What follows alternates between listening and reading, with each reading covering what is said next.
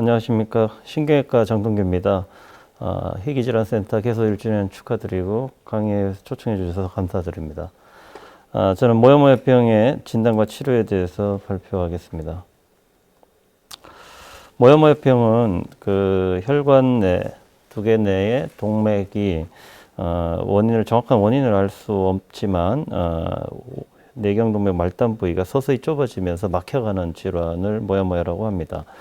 첫 번째 원인이 없어야 되고요. 서서히 진행하면서 막혀가는 질환이어야 되고 양측에 발생해야 되며 양측에 이렇게 모야모야 혈관이라고 해서 연기가 피어 오르듯이 혈관이 모락모락 피어 올라가는 이런 모습이어야지 진단이 됩니다. 실제로 혈관을 두개골을 열고 들어가 보면 혈관이 실제로 이렇게 있습니다. 이렇게 이 부분이 내경동맥 말단 부위고 이게 전대뇌 동맥, 이게 중대뇌 동맥인데 실제로 피가 흘러가면 블러드 플로우가 흘러가면 이렇게 빨갛게 보이는데 이런 부분은 혈류가 잘 안 보여서 하얗게 보이죠. 동맥경화가 있을 때는 이렇게 노랗게 보이지만 이런 데는 실제적으로 동맥경화가 아니라 하얗게 보이는데 이유는 혈관벽이 인티멀 하이퍼플라지아가 오면서 이렇게 두꺼워집니다. 두꺼워지면서 서서히 막혀가는 질환이라서 이게 원인을 잘 모르는 기전입니다. 그래서 모야모야의 병은 1969년에 최초 스즈키 교수가 발표를 했는데 1997년에 일본 호소행성에서 진단 기준을 정의를 내렸는데 양측의 내경동맥 말단 부위, 그 다음에 중대뇌 동맥 또는 전대뇌 동맥 쪽에 서서히 폐쇄가 되거나 막히는 질환이어야 하고 거기 베이잘 쪽에 비정상적인 혈관의 네트워크가 형성이 돼야 되며 그다음에 원인을 몰라야 된다. 이게 진단의 기준입니다. 근데 만약에 한쪽만 그 모야모야병이 있고 반대편은 정상이다. 이럴 경우에는 일측성 모야모야병, 즉 probable 모야모야 디지즈라고 정의를 내리고요. 만약에 한측이든 양측이든 둘 중에 하나라도 혈관에 협착이 있는데 언더라인 디지즈가 있을 경우 동맥경화라든가 자가면역성 질환이라든가 여러 가지 원인이 있다 그러면 모야모야 신드롬이라고 정의를 내리게 됩니다. 모야모야 진단은 CT나 MRA, 그 다음에 뇌혈관 조영술 이 세 가지 중에 하나로 진단을 내릴 수 있습니다. 혈관학적 병기는 스테이지 1부터 스테이지 6까지 저희가 분리를 할 수 있는데요. 스테이지 1은 내경동맥 말단 부위가 서서히 좁아지기 시작할 때를 스테이지 1이라고 그러고 2는 더 심하게 좁아지고 3는 모야모야 혈관이 많이 발달한 경우를 말하고 4부터는 모야모야 혈관이 서서히 줄어들면서 바깥쪽에서 혈관이 자라 들어오기도 하고 그 다음에 후대뇌 동맥 쪽으로 혈관이 좁아지기도 하는 질환입니다. 그리고 5가 되면 많이 진행이 돼서 혈관이 많이 없어지고 6가 되면 내경동맥이 완전히 막히고 외경동맥에서 두개골 내로 혈류 공급이 되는 그런 형태가 되겠습니다. 역학을 보시면 저희 나라의 경우에도 2007년부터 2011년 이렇게 보면 인구 10만 명당 발생률이 1.7명에서 2.3명, 유병률은 8.2명에서 16.1명으로 점점 증가 추세에 있으며 일반적으로 2 피크를 보이는데 5에서 9세 전후가 하나의 피크가 되겠고 그다음에 40세 후반에서 50세 전반기에 걸쳐서 두 번째로 피크를 보일 수 있습니다. 남자 대 여자 비율은 여자가 1.8대 1로 한 약 2배 가까이 많은 분포를 보이게 됩니다.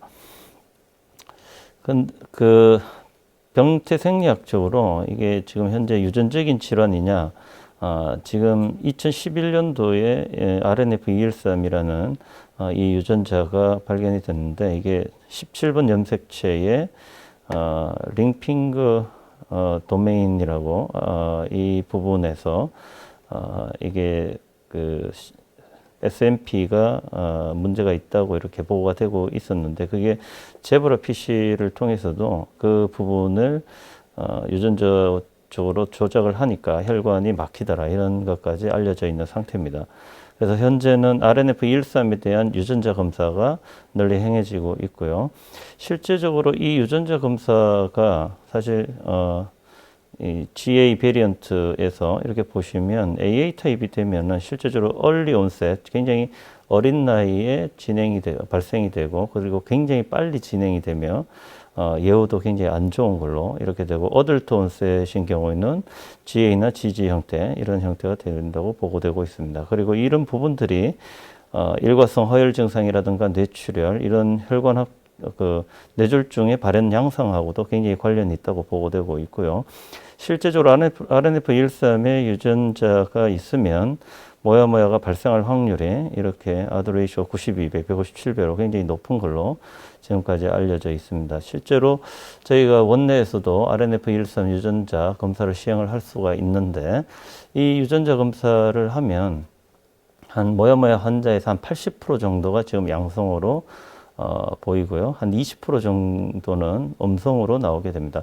그러나 그 20%가 그런 모야모야 병이 아니냐? 그렇지는 않습니다. 모야모야 환자임에도 불구하고 20%는 음성으로 나오게 됩니다. 그렇기 때문에 이 유전자 검사가 완벽한 검사는 아니긴 합니다. 그리고 일반적으로 RNF213의 유전자가 양성인 경우가 제너럴 포퓰레이션에서도 우리나라는 한 약 2.7%가 양성이고, 일본은 한 2.5%, 중국은 한 0.9%로 우리나라하고 일본의 굉장히 빈도가 높기 때문에 상당수가 이 유전자를 가지고 있는 걸로 알려져 있습니다.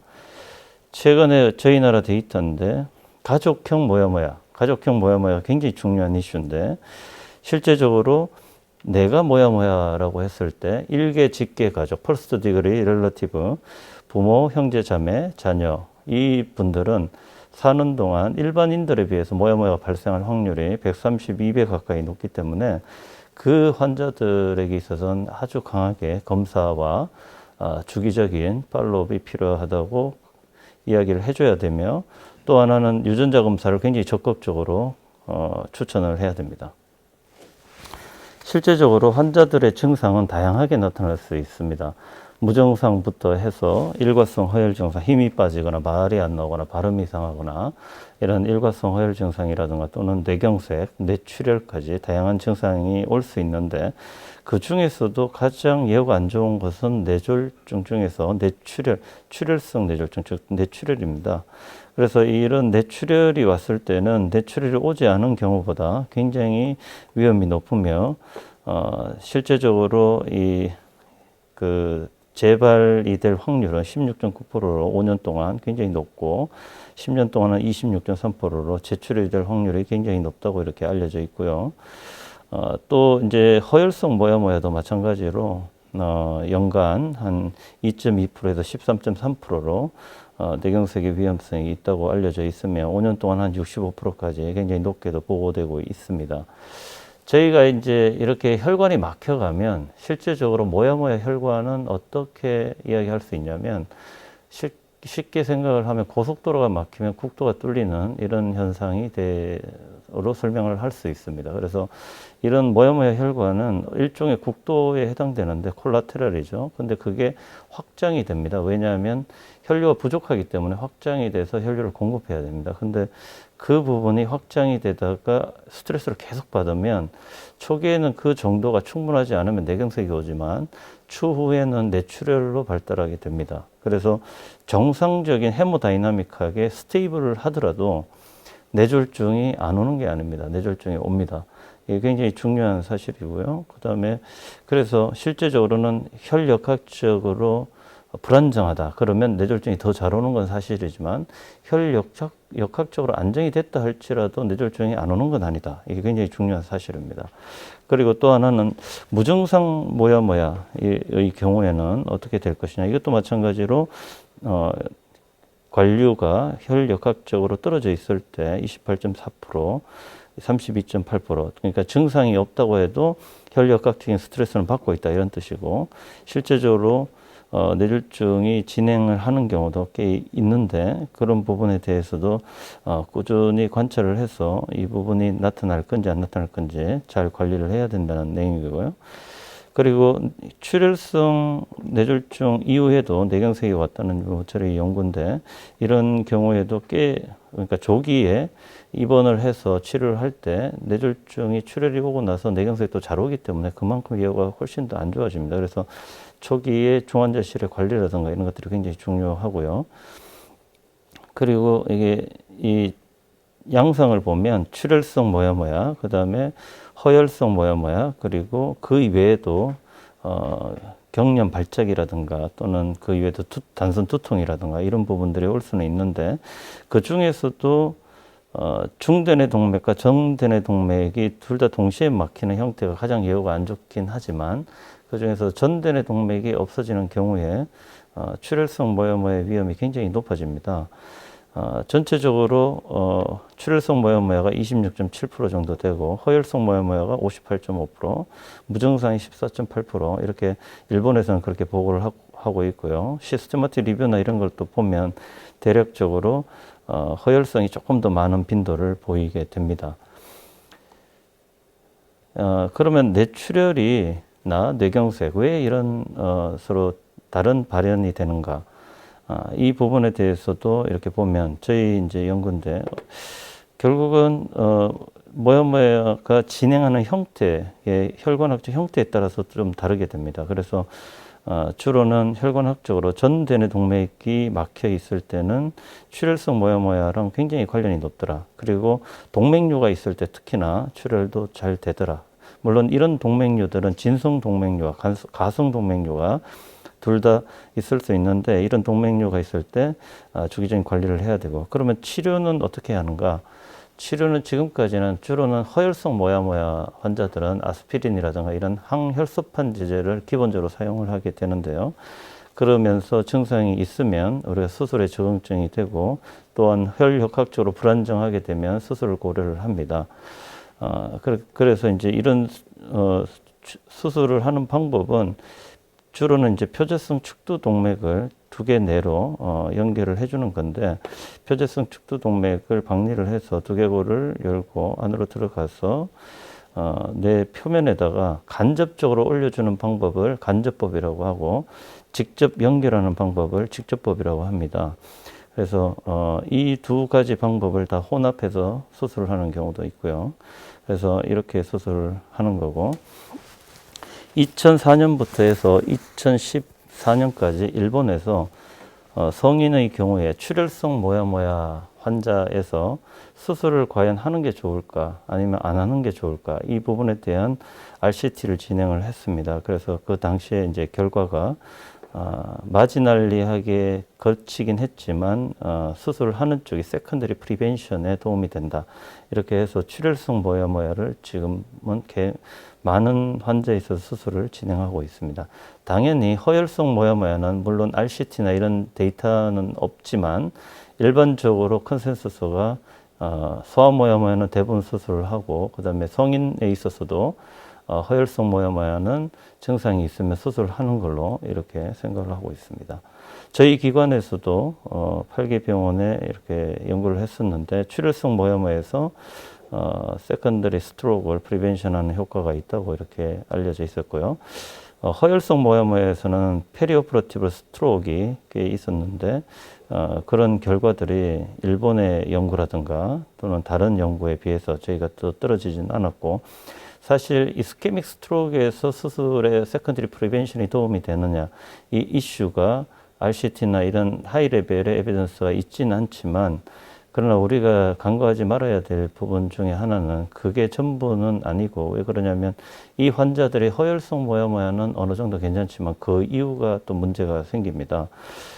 그리고 그 부분에 대해서는 다시 말씀드리고요. 그리고 수술 방법에 대해서는 다이렉트 바이패스가 낫냐, 인다이렉트 바이패스가 낫냐.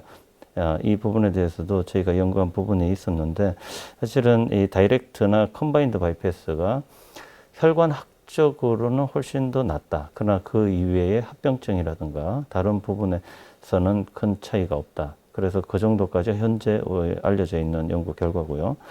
저희가 이제 최근에 연구한 건데 2006년부터 2015년까지 건보 데이터를 가지고 분석한 결과를 보면 전체 환자들 중에서 이제 10세 전후 그때가 퍼스트 픽이고 그다음에 40대에서 50세까지 세컨드 픽인데 위에 그래프를 보시면 이제 이게 무증상 모야모야고 두 번째가 허혈성 모야모야, 세 번째가 출혈성 모야모야인데 이 환자들의 10년 사망률을 저희가 이제 살펴봤습니다. 근데 봤더니 무증상 모야모야는 10년 사망률이 6%고 허혈성 모야모야는 10년 사망률이 12%, 출혈성 모야모야는 10년 사망률이 24%가 됩니다. 그래서 결국은 출혈성 모야모야가 되면 사망률이 굉장히 높기 때문에 우리가 아주 적극적으로 예방을 해야 되는데, 실제적으로 허혈성 모야모야가 되어도 출혈성 모야모야로 오는 경우가 굉장히 많습니다. 또 하나는 또 무증상인 환자들도 결국은 뇌졸중이 발생하면 그때부터는 유증상이기 때문에 결국 이런 환자들도 굉장히 캔디데이트가 된다는 사실이죠. 몇 명의 예를 잠깐 보고 마치겠습니다. 38세 여자분이셨는데 이분은 양쪽의 팔다리 쪽으로 힘이 빠지고 말이 자꾸 안 나오는 증상으로 내원을 하셨었고요. 왼쪽에 이렇게 뇌경색이 왔고 양측의 혈역학적인 스트레스를 많이 받았는데, 왼쪽에 이제 바로 직접법과 간접법을 혼합법을 해서 혈류가 왼쪽에 붉은 부분이 많이 없어졌죠. 그래서 바깥에서 STA에서 코티칼로 이제 혈류가 잘 자라 들어가는 모습이 보였고요. 두 번째 환자는 49세 여자분인데 2014년도에 모야모야로 진단을 받으셨는데, 오른쪽은 1단계, 왼쪽은 3단계고, 이렇게 보시면 전대뇌 동맥 쪽에 혈류가 잘 안 가죠. 그래서 죄송합니다. 추골 동맥에서 뒤쪽에서 오는 추골 동맥의 PCA, 그러니까 후대뇌 동맥에서 앞쪽으로 콜라테럴이 발달되어 있는 모습이 관찰이 됩니다. 이 환자분은 왼쪽에 좀 더 진행된 병기였기 때문에 왼쪽에 뇌경색이 이미 왔던 형태였고요. 제가 2019년도에 환자분을 보면서 이제 다시 검사를 해봐야 된다, 적극적으로 우리가 검사를 해야 됩니다 권고를 했었고, 검사를 해본 결과 오른쪽이 2단계로 진행됐고 왼쪽은 4단계로 진행이 됐습니다. 그 당시에 보니까 이제 이게 오른쪽인데, 오른쪽에 저절로 트랜스듀랄 아나스토모시스, 그러니까 경막을 뚫고 저절로 들어가는 모습이 보이고, 왼쪽도 경막을 뚫고 저절로 들어가는 모습이 보였지만 실제적으로 이걸로 충분하지 않습니다. 그래서 제가 수술적인 치료를 계속 권고를 했는데 2019년부터 굉장히 권고를 했는데, 본인이 굉장히 수술에 대한 두려움과 여러 가지 그런 것 때문에 계속 리퓨즈를 했습니다. 그래서 외래에서 계속 보고 있다가 안타깝게도 작년 10월 3일 날 이렇게 뇌출혈로 왔습니다. 뇌출혈로 왔는데, 이런 환자분들에서 제 굉장히 문제점은 뭐냐면 이스케믹 모야모야 환자에서 안티플레이트를 씁니다. 안티플레이트를 쓰게 되면 이 경우에 뇌출혈이 오게 되면 출혈이 잘 안 멎습니다. 그래서 출혈이 급격하게 늘고, 이 환자 3일 만에 돌아가셨는데, 우리가 수술을 하는 데 있어서 굉장히 위험합니다. 그리고 이분은 이제 7세 여아인데 이스케믹 모야모야죠.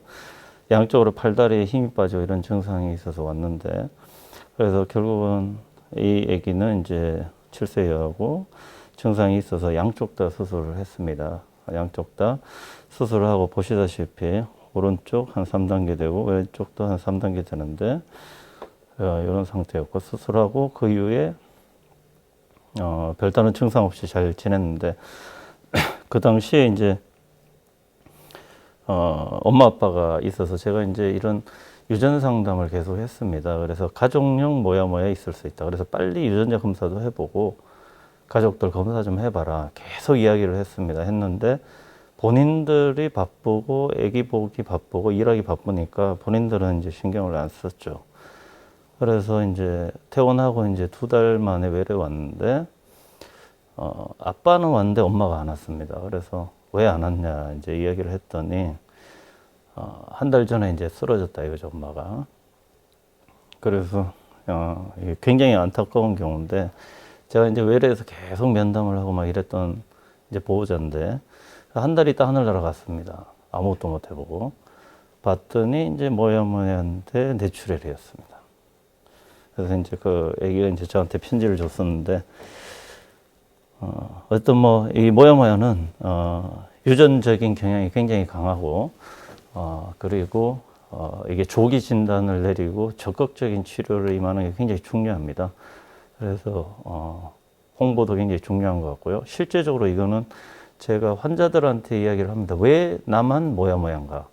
이런 이야기를 많이 하는데, 그거는 저는 이렇게 접근을 해야 된다고 생각합니다. 실제적으로 이 유병률이라는 게 굉장히 많고, 이게 RNF213이라는 유전자가 패밀리얼 디지즈가 있는 환자 가족력에서 한 10% 10%에서 15% 정도가 인컴플리트 페네트레스를 하기 때문에 실제적으로 뭐 다 내려오는 건 아니지만 그러나 가족력이 굉장히 중요합니다. 그래서 조기에 빨리 검사를 해보고 빨리 알아내는 게 굉장히 중요합니다. 그래서 대국민 홍보가 되는 게 매우 중요하고 실제적으로 그런 RNF213 유전자가 우리나라에 따지면 인구 100만 명 정도는 갖고 있습니다. 그런데 이런 사람들이 결국은 세대를 수없이 많이 거쳤을 테고 그런 부분에 대해서 우리가 모르는 게 굉장히 많습니다. 그렇기 때문에 이거는 전체적인 어떤 나라에서 어떤 그런 관리가 돼야 되는 부분이라 좀 더 많은 홍보가 필요하지 않을까 그렇게 생각이 듭니다. 감사합니다. 우리가 희귀질환 하면 또 이제 대표적으로 또 항상 이야기되는 모야모야병인데요. 모야모야병 역시 조기 진단을 하게 되면은 예후가 달라지게 되고 또 이 조기 진단에 따라서 가족들까지 유전 상담이 이루어지는 부분이 많기 때문에 이 모야모야병 진단이 굉장히 중요합니다. 모야모야병이 아까 우리 교수님께서 말씀하신 것처럼 초기에는 증상이 좀 다양하게 나타날 수 있기 때문에요. 저희가 의심하기 쉽지 않을 수도 있는데 이 모야모야병의 중요성을 저희가 오늘 좀 잘 배운 것 같고요. 그래서 모야모야병이 의심이 되면 빨리 검사하는 거, 그리고 유전 상담, 가족 검사까지 하는 거, 이런 것들이 매우 중요한 것 같습니다.